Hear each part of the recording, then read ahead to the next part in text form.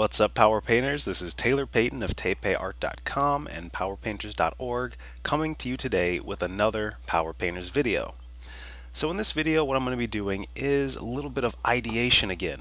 In the last video, you saw me post wherein I just sort of noodled and doodled and rendered a little bit with some nouns and adjectives. This one I've actually got a little bit more of a purpose.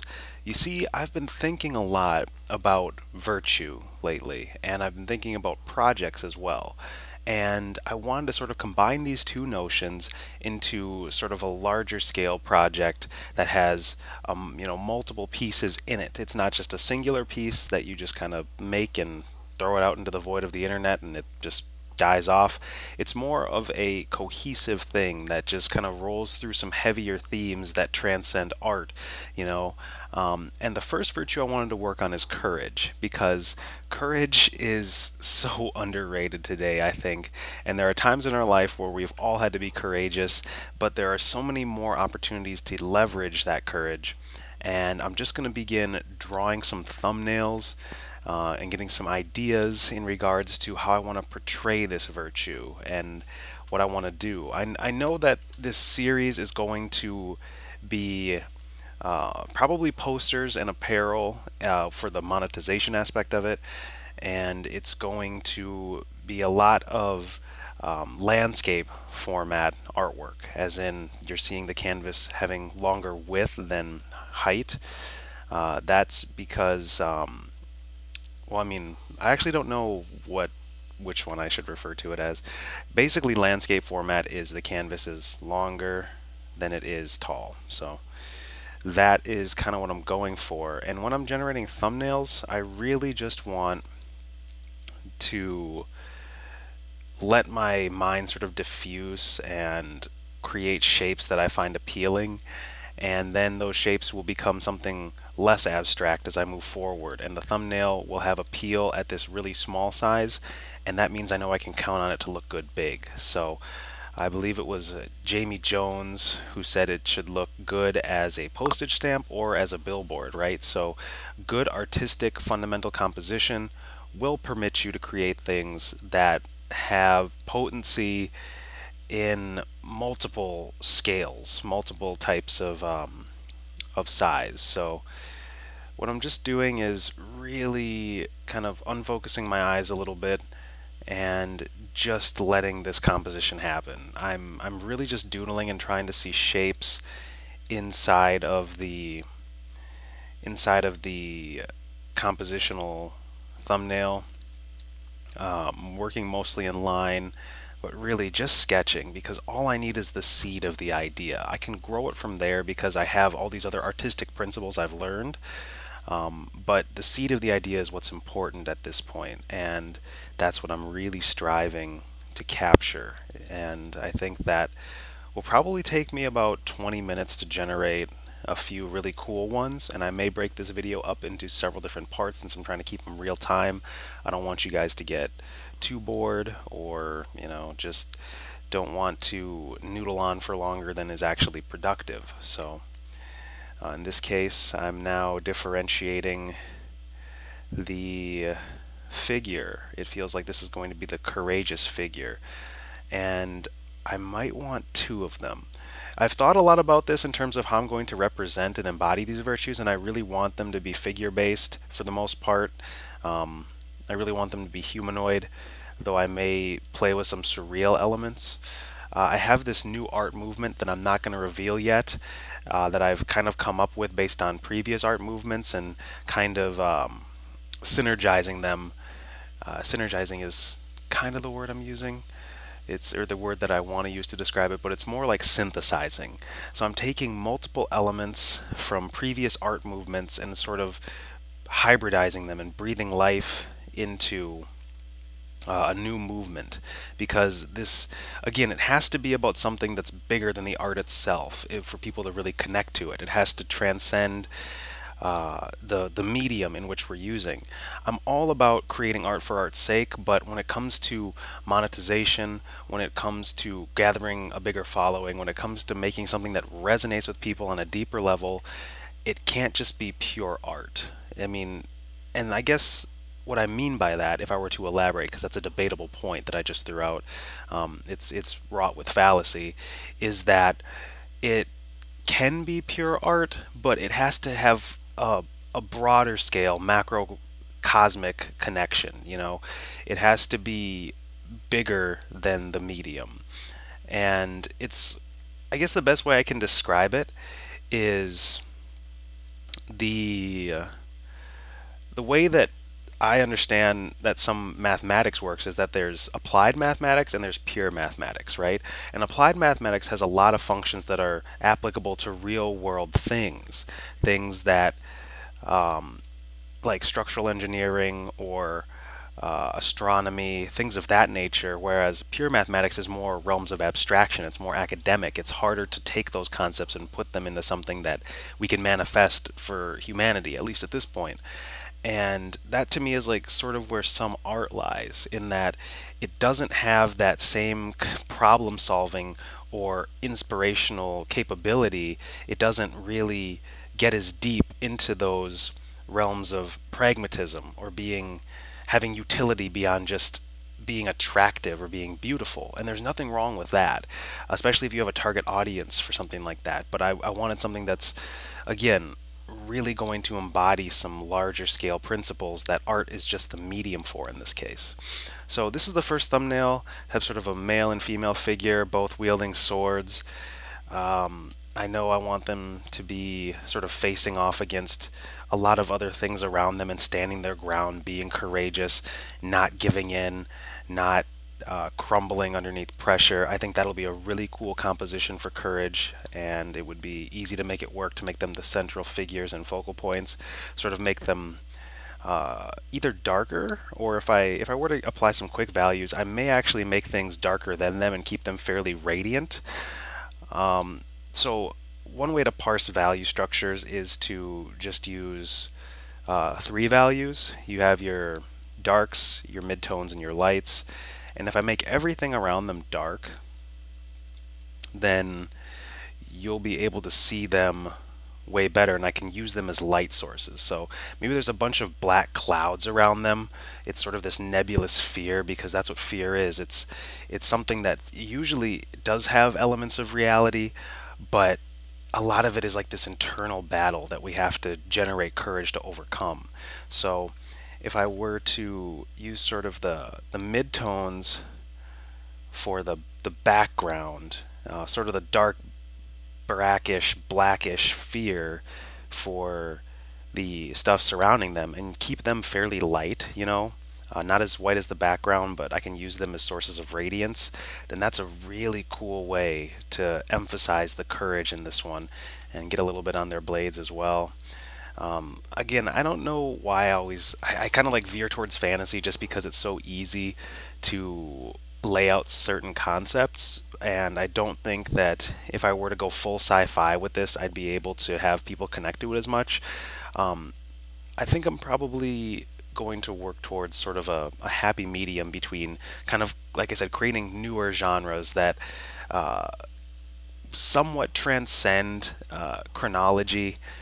It just has to be applicable, and I think that fantasy and sci-fi, I'll probably roll them into some sort of happy medium. But anyway, you can see just the value structure of this one if I take the lines away, and it's almost like two radiant figures.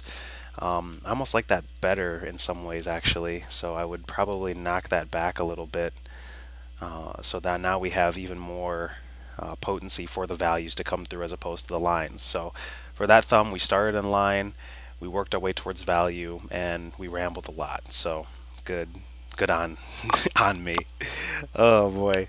Yeah, so this is why live video, I don't do it all the time, because I am only so accustomed to it, and trying to multitask, it's not the best thing to do. But since I'm in diffuse mode, like I said, when it comes to my thinking, and I'm full of coffee, it's easy to at least crank out some thumbnails. So we're looking at about 10 minutes for the first one.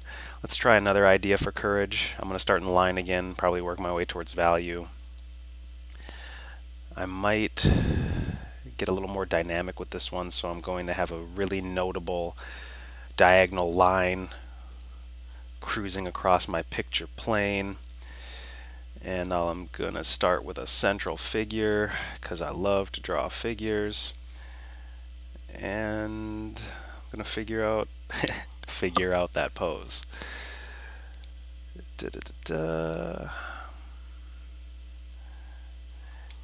Yeah, so sometimes it's hard for me to fully articulate the thoughts or what I'm trying to do, especially at this sort of early stage of a project.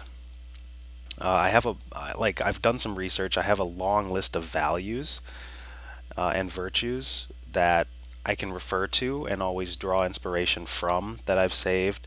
I have art from the various movements that I mentioned earlier that I can synthesize into this new movement that I'm creating. And there's also, certain ideas that I have to challenge even in the midst of creating this stuff. But again, I also have to do some more market research. I have to figure out logistics in regards to, what is the best thing that people will actually be able to afford. What are they willing to buy and pay for? How can let me see. I'm just going to scale this guy down. How can I deliver the most value for the least price? How can I reach the most people with these ideas? How will this solve a problem for them? Because people are willing to pay for solutions and results. They're not as willing to pay for just art on a broad scale. When you're buying art, you're saying, either I really appreciate this artist or I really appreciate this art, but it still is, it's eye-centric. It's focused on you or supporting the artist. And I don't like that pose. I use that leg pose a lot. One of those things is like, well, I don't want to be like everybody else, so I hang this kind of art in my home. Or it's a limited edition print run, and that means only so many people have it. Therefore, I'm more unique in my tastes, and that helps me form an identity. Like, people will connect to art or music and form an identification with it. They'll make it a part of their identity. Like, I like this kind of stuff, and therefore I'm willing to invest in it because it shapes and says things about who I am and what I like and what I believe in. So that's some of what I'm hoping to accomplish with this series, is to try and help people embody virtues more, because it's not easy. It's not always easy. There's a lot of opportunity in life to, for example, cower or to cave in or to just go in directions that are cryptic or nebulous or not the best for us. And yeah, sometimes you learn awesome lessons from that. But a lot of the times we just end up going through the school of hard knocks when you don't really need to. There is always going to be some suffering. There is always going to be some trials and challenges. But I feel like a strong system of virtues and having a good support system around you will really make everything a whole lot more feasible, a whole lot more manageable and doable, because it's just the way it is. We're here to support one another. So, and you can tell when I start drifting off in my dialogue and I get that look in my eye that I'm starting to focus more on the picture plane than I am on speaking. So I'm going to flip this real quick. I really like the way that space is being broken up. I really like the dynamism. However, the foot is really close to the edge of the canvas, which bothers me. Want some breathing room, want some space. I'm probably going to do about 3 of these, and then I'm going to elaborate on one of them, which I may or may not paint. I'm going to be showing snippets of the process from this project, and you can learn more about it in the description box. I'll have a blog post on it on maybe Power Painters, maybe TepeArt.com. Tape Art being my personal site, Power Painters being more of my here's how we can come together and thrive as artists site. And only recently have I even been able to come to that sort of notion, is to split these things into separate categories and keep things organized, because oh boy, as an artist, organization is integral. As a human being, organization is integral. Too bad organization is not a virtue. I mean, it is. There's just another word for it. I'd have to check my virtues list. So maybe this dude has a huge hammer, and it's like a courageous hammer or something. He's able to wield it and to smash all these elements of fear. Maybe there's elementals of fear. Maybe they're hard and they're rock-like, and they could be surrounding him. I don't like that I'm losing the feminine element in this one, so I may leverage it for a virtue that's typically more masculine or thought of as more masculine, or I might flip that on its head and take a masculine virtue and apply some super feminine principles to it. Again, these are just all ideas I'm spitballing on right now. I'm documenting the process more than I'm trying to teach, although I hope that it permits you to learn as well, because I mean, I've pretty much given people 90% of what I know in the beginner drawing course, the beginner painting course, the Power Painters Platinum package, all of which can be found in the description box.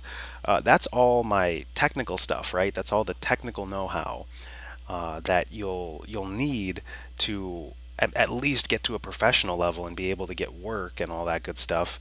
But when it comes to areas that I don't have as much experience in, I feel much more comfortable just documenting and sort of repeating things I'm learning as I'm learning them, and thus trying to sort of test those principles on myself and for my own projects, and then hopefully bring that value to you as you hope to do the same. Because really, as artists, I think there's three big goals. I think that usually they come down to getting better, which is all technical, like studying, practicing, that sort of stuff.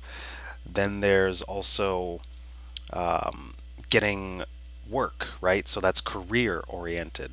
And those things really go hand in hand, although there's a time to focus on each, and I'll get to that in another video. So if you haven't subscribed already, please do so. Hit the bell. That video will be coming out soon. Here's a little preview. Ooh, look at that preview. So yeah, basically it's about just career advancement, trying to make more, do more, have more, be more. And the last one is to finish your own personal projects, right? So not just to work for people, but to wrap something up cohesively that you and or a team have worked on, and to make a living off of that and to make people's lives better from that as a result. And I think that there's validity in all three domains, and I think those are the three most pragmatic things that artists typically strive for, in my mind. If you have other ones, then please feel free to add them to the comment section. This is by no means exhaustive. It's just a way of sorting things. But yeah, it's essentially about getting way better and trying to attain that degree of mastery, and that drive is stronger in some artists than in others. Then there's the ability to advance your career and move up in vocation, whether it's freelance or in a studio. And then there's finally wrapping up your own projects and seeing if you can, live off of those things. And when I say seeing if you can, it is, you can. We're fortunate enough to live in an age wherein we have the ability to leverage things in a big, big way. And like, for example, this YouTube channel right now has about 13K, 14K subs or something, and that's crazy to me. That's ridiculous. I love you for being here. Thank you for watching. Hope it's helpful. Hope it's awesome. I mean, I'm kidding. All of it is helpful and awesome. Even if I do ramble from time to time, people are getting value from it or they wouldn't be here. So basically, yeah, I've leveraged that to teach people, aid people, build communities, and learn myself and force myself to be more accountable and to take on bigger levels of responsibility and, direct mentorships or just help people find clarity, and through that find clarity for myself because people have helped me and I try to pay it forward.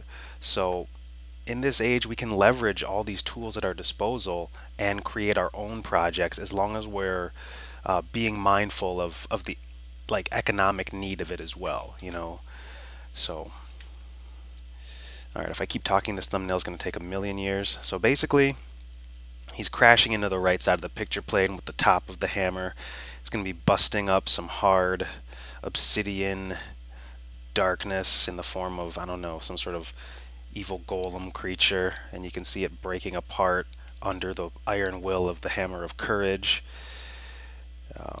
very symbolic, very cool. And there's one behind him that the other butt of the hammer is pointed at, and it looks like it wants to fight too, and maybe it's trying to grab at him. So it's a battle scene inspired by maybe history paintings or something. That basically gets the point across. I don't know what I'd do with the values on this one. Maybe keep him, you know, mid-tones, keep these guys way darker, but I've worked on it long enough, so I'm not going to assign values to it. Like I said, I might just use it for a different virtue as opposed to courage. So we'll do one more and then I'll elaborate on it. I'll blow it up a little bit, so I'll make a bigger sketch out of it. You can see some of that process. I think that'll be helpful. I do that a lot in the beginner drawing course, as well as in the final one of the beginner painting course. I think I do it for the final in both courses actually, and I do it for some of the major tutorials, the 2-hour, 90-minute long painting tutorials in the Power Painters Platinum package. So what else? Let's see. So we got one more for courage. I have my other monitor up over here, and sometimes I'll look over. I just have like a Google image search up of some history paintings, and we'll go with something. We'll go with something more female. I think that females in our society have to have a great degree of courage, simply because they're faced with so much of a bias towards them in many industries, in many vocations, and I think that this is just speaking from experience and talking to a lot of girls and a lot of women, and it's just a different game you have to play. You know, we're not at the point in society where things are equal to the degree that maybe they could be, and so it's important to sometimes draw attention to some of these things. I'm not going to get political with it because I don't think that that's the most pertinent way to solve the problem, because if you're working within a political system that is already, dubious at best, we're only going to get results that it already has built into it. So in this case, I'm just going to, again, try and reason back to first principles, larger ideals that are overarching and have more power metaphysically to transform the physical. Again, virtues are a good way to do that. So I want a very action-oriented pose, so she could be running. I wonder if I want to keep this one fantasy-oriented. I like the speed. The speed is good.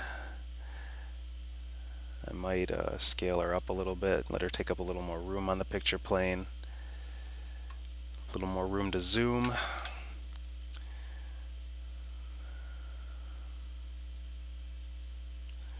Alright, she's got a pretty strong build. Nothing wrong with some strong female heroinism.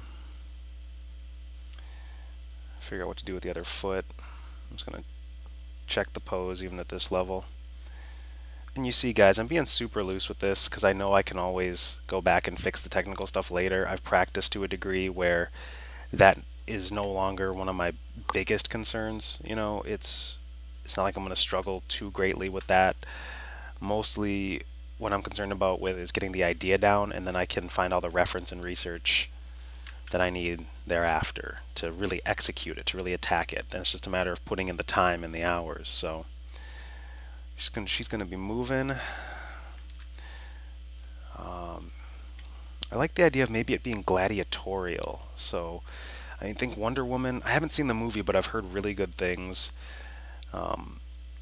Maybe we'll just draw some of those elements in. I really like the idea of taking some shapes and some ideas from Roman culture, Grecian culture. And whenever you're doing paintings based on history, I think that having a strong mythos is a pertinent thing. You should really think about the stories and the tales that herald from different areas of the globe and different points on the timeline, and how you can transform them and make them make them resurface today, because that's why those ideas have survived.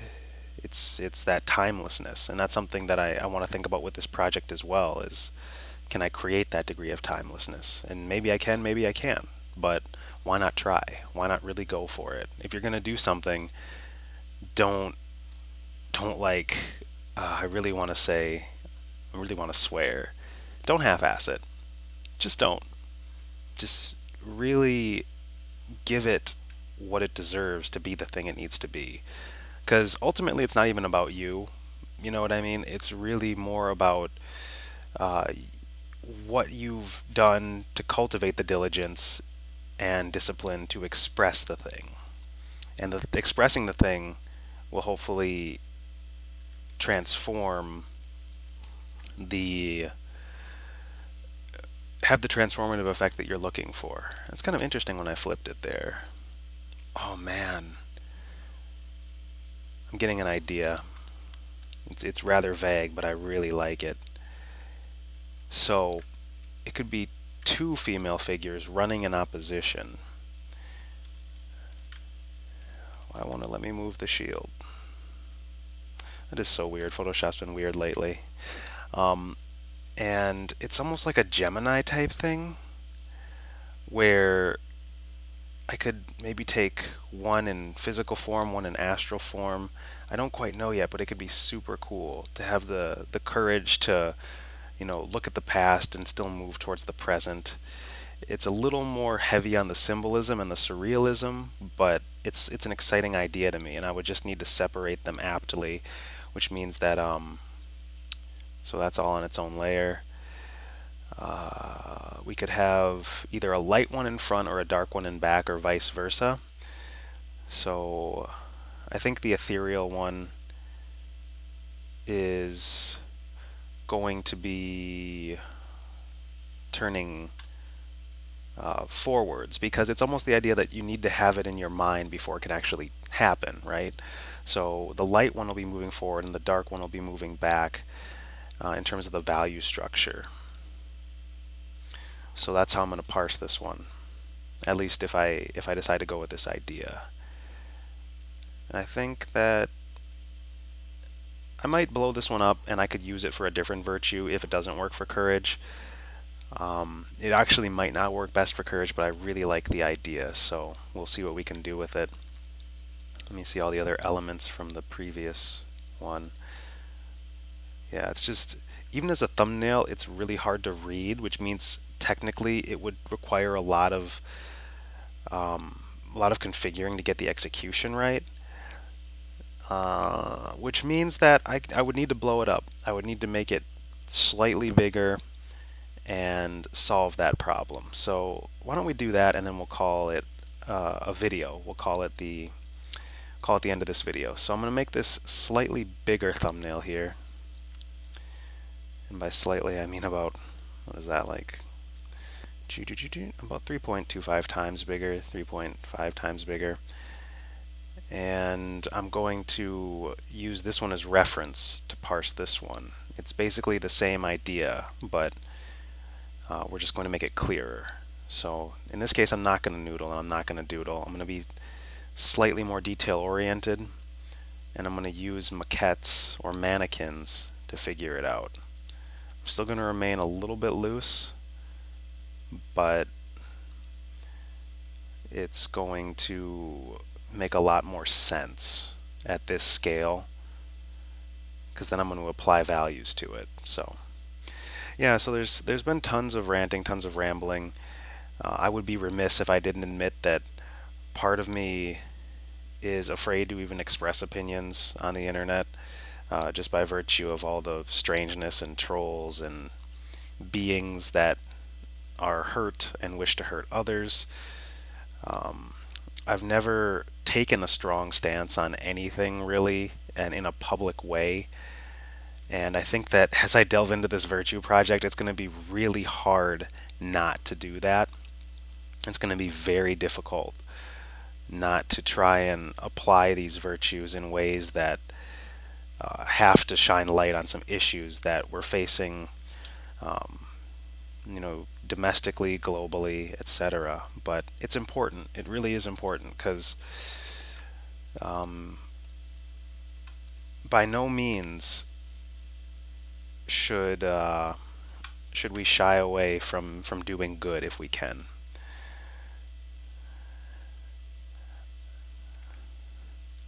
However, one of the biggest things is to make sure we are actually doing good and not harm, which is no small task in and of itself. You just sometimes have to have a little bit of faith. You need to just learn how to back up your points with logic as well as rhetoric, and you just keep moving forward, even if you fall on your face sometimes. Just going to flip everything real quick. Pow. Okay, canvas, flip. Why don't we take a sip? Alright, so let's talk about some of the technical stuff. Right now I'm just referencing this and I'm separating the two figures. So I'm drawing one first and then the other. We're just going the linear logical route with it, which is step by step. I start with the head, move down towards the spine, which is sort of an S-curve.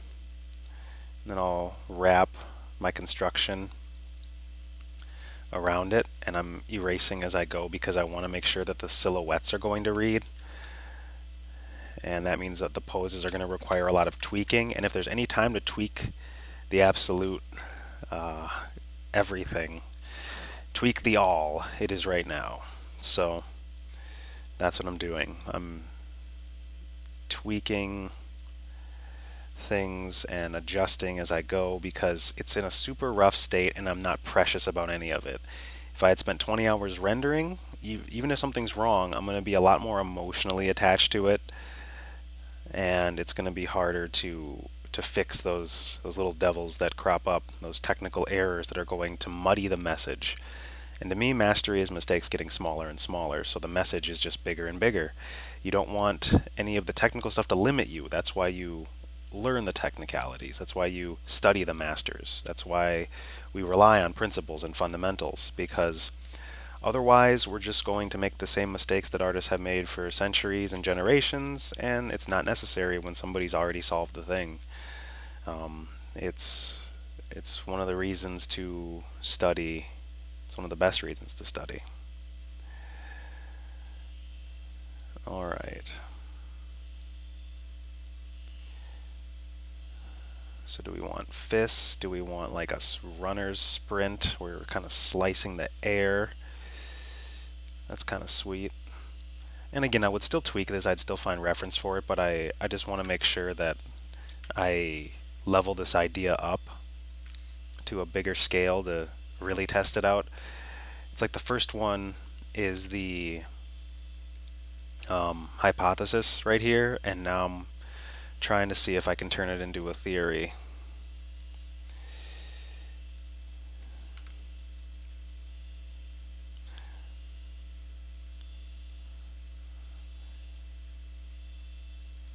And again, I'm not saying that I'm a scientist or anything. I'm just using terminology to help me describe what I'm doing. I've had people call me out on pseudoscience on Reddit and stuff before, and it's just like people just love to try and be right, and they love to look for absolutes. And I think that there are great principles that we can rely upon, but there's also some small jumps we need to make from time to time that aren't entirely logical, or at least can be parsed logically. So that's just fine if people want to make a business of doing more destruction than creation. And oftentimes they don't offer any sort of alternative. They just want to try and call you out, and then that's that. It's like, why don't we be a little more constructive with it, friend? You know? Why don't you tell me where it's wrong and offer an alternative example? What is not considered pseudoscience? Why don't you link me to something I can read? Because to me, it's not about, at least in some of those cases, people aren't really trying to make anybody else better or actually educate them or spend the time it would take to educate them. Because by far and large, it's just easier to be a little more selfish about it, or just to try and gain the upper hand egotistically, which is, you know, there's a lot to say about that, but we won't go into it. I could feel myself on the verge of a rant, and I don't want to become that person. I like productivity. I like pragmatism. I like helping. I don't like ranting. I like to ramble, but I don't like to rant. Okay, so 1, 2. Let's get rid of this because it's on the wrong layer. And let's do another flip just because we can. I like to make you guys wait for the canvas so you know the pain that I feel when I have to wait for it to flip. Here we go with that.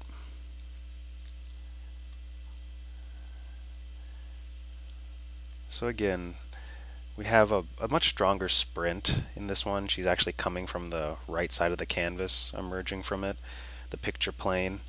And then the other one, the other girl, woman, whatever, is going to be going in the opposite direction. So we get this X of figures. And it's just going to have a lot of dynamism. But again, I'm not sure it's going to work that well for Courage, but I still wanted to blow it up because you guys are just seeing the early version of this. This is how I'm thinking and parsing and reasoning, and it's good to, at least I find it fascinating seeing how other artists break down their imagery and their creative process. So I mean, this one is probably going to have hair. This one doesn't, so I'm, like I said, translating things from really rough to slightly less rough, from really small to slightly bigger. And that might take 3, 4, 5, 6 iterations to really get it right. You got to be committed to the process. So this one I'm going to knock back real quick in opacity so my eye doesn't focus on it as much as I'm trying to work on the other one. That's just a better workflow, that I can get her pose right a lot easier. Starting from the neck, get that arch going from the spine, the line of action, the spiny line of action, and the hips. And you see there's going to be a lot of interaction between these two, and that's why it's going to be a difficult image to process. They are going to have to be different values, just so they read crisply in that capacity, and I am going to have to create attractive negative space between all these points. Otherwise, again, the image will not work as well. It'll fall apart. And even in some of the masterworks I'm seeing of old, of yore, there are elements compositionally that create tangents or don't line up, and it's all really well rendered, and the mistakes are still really small. But if we can iron out those mistakes at this level, that's way better than, you know, seeing them show up later down the line. So yeah, I think even though this is two girls, I'll have one have, you know, stronger, more masculine energy, the other one a little bit more feminine. And I will likely not use Courage for this one. I think that this one is still the strongest as far as Courage goes, and it shows, you know, two figures, and they're going to be like two triangles standing up against a bunch of, you know, less desirable shapes, which is just shape design, compositional language, all stuff I teach in my courses. I really like the values. I like the radiance. I'm really excited about it emotionally, which is something that is a good indicator that it's a good piece to work on. This one I'm excited about as well, but for different reasons. So that's why I'm still working it out, because I know I can use it for the project. And since I'm the one pretty much generating the project, I get to make these sort of calls, and I think that's, to me, the most freeing thing about working for yourself and with yourself is you have to become the art director, you have to become the boss, you have to design the brand, you have to be the artist. So there is wearing a lot of different hats, and it's still amazing to go get feedback. And that reminds me, before I continue, I have a Discord open that is a Discord server for all the power painters. So that's linked in the description box. Please go join up. Please become an active, healthy, constructive member of our community. We can always use more of those. And it will permit us all to grow and inspire one another. It used to be forums where that kind of thing happened, but I'm trying to make it happen on Discord. So the link for that is in the description box. If you ever use Discord to play games or chat with people, we use text chat mostly, but maybe we'll do voice at some point. Please go check that out and join up and be active and be awesome and go get help with your stuff, because I'm always there on days where I can be, where I'm not working other things or, pursuing the multiplicity of avenues that my life has become. Yeah, so what are we rocking? 40 minutes! My face talks too much. Okay. So... oh boy. Anatomy. Yeah, I'm going to need to flip this because I can already tell it is riddled with errors. I'm going to finish this one up and then I'll wrap up the video. That might be in 60 minutes total for this one. That might be in the next 10. We'll see. So for one, torso's real long. I'm going to fix that first. Oh, the joys of digital. That would have been a big pain to redraw traditionally. I think this leg is also not high enough, thus not creating the feeling of dynamism I'm going for.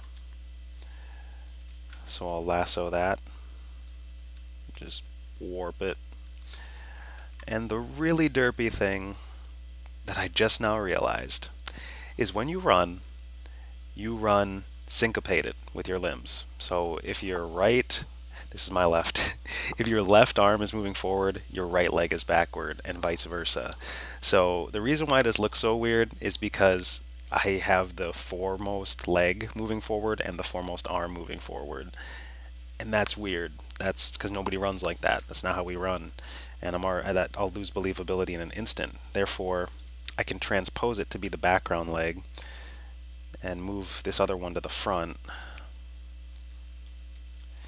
and then still kick her off the picture plane and get that dynamism that I'm looking for mixed with the accuracy that I need in order to sell this one. And I don't mean sell in like the monetary sense, even though that is always one of my goals. I am for artists thriving financially. Make no mistake about that. That is a stance I will take every single time. We need to make money, guys. I mean, lawyers make tons of money, other vocations, doctors, etc. And yeah, 8 years of school, tons of debt.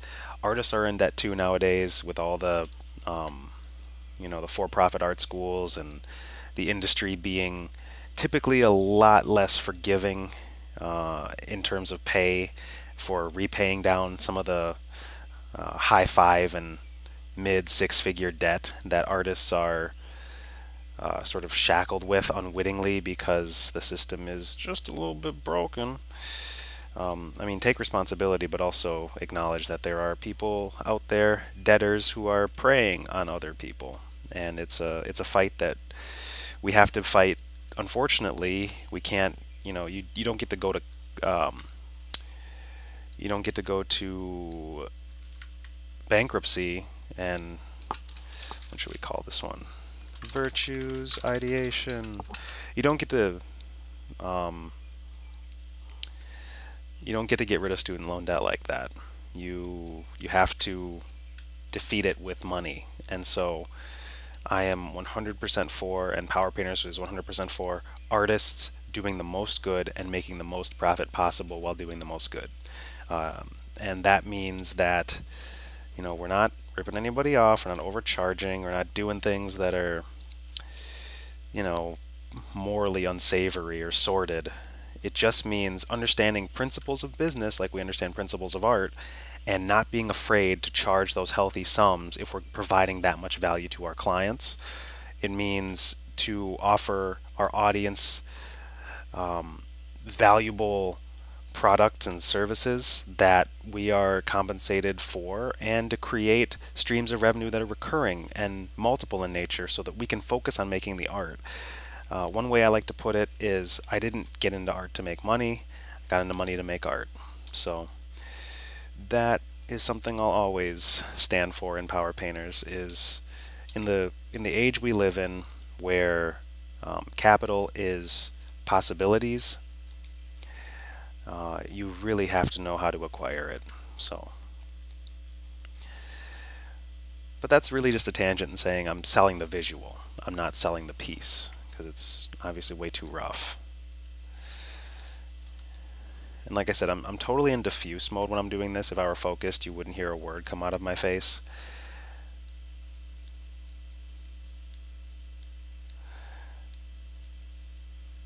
And I can click into it because I've been drawing for more than 30 minutes, and so I'm at least warmed up by this point. But in an effort to make this entertaining, educational, a little bit of both, I still have to sort of present, as it were, whilst doing this. So this is the other figure. Let's see, this leg goes da and da, which means that foot is going to be not there. It's going to be probably a little more like that. And again, all this anatomical stuff I will figure out later. It's very far from perfect, and I'm being super sketchy, but it's still just takes a lot of tweaking and configuring. So get the fist in there. We'll get the opposing fist in the other one. Where would that be ending up? Boom, boom. Is that the line of action that we're going to use for that limb? Seems fairly feasible. Alright, I don't hate it. Let's work with that. So that's the back limb. This is the back limb. And now we have a running figure that is female. At least we have the template or the mannequin. Still lots to do to make it appealing shape-wise, aesthetically, all that. I don't know the designs for the figures yet. It's just laying out the composition. So we have one moving forward this way, one moving forward the other way. They're not at the exact same angle, which I like. I don't want them to be like perfectly flat and graphic. One is more profile, which I've done a lot in previous works, and so I do want to mix it up by having one much more at least angled a little more towards 4/5 or 3/4, somewhere in between there. So I'm going to take this one and make it the front one because I like it more, and I've done, like I said, the profile one before. So this one, going to add the light. Now let's make it a dark value. This one is a dark value. So I'm going to just run the contour really quick with the lasso tool.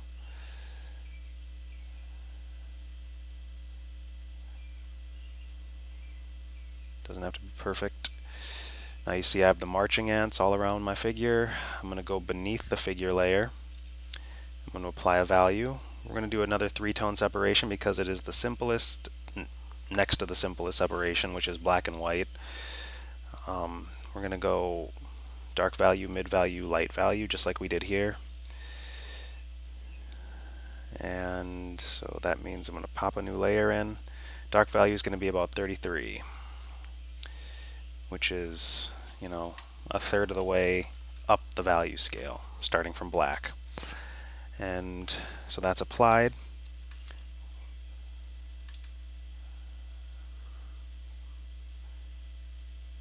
Now you can see the silhouette a little differently. It wouldn't be this flat in terms of the value. I would have either knock back the limbs that are receding with probably a slightly lighter value in favor of like maybe moving towards a white background. Because if I leave the background white, then and I take the other figure, which I have to bring back, and I make it maybe a 66, which is 2/3 up the way of the value scale.